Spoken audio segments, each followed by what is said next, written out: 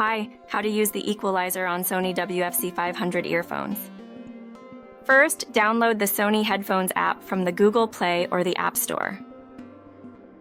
Let's connect earbuds to the smartphone. Navigate to the Bluetooth settings, turn it on, and find WF-C500 earbuds at the list.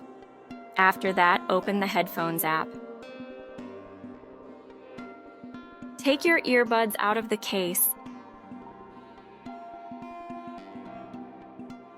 and they will connect automatically.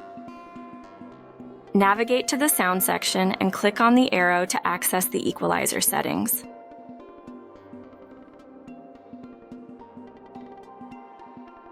Swipe left or right to see different sound presets, including custom 1 and 2 to fit your preferences, turn off option, and bass boost.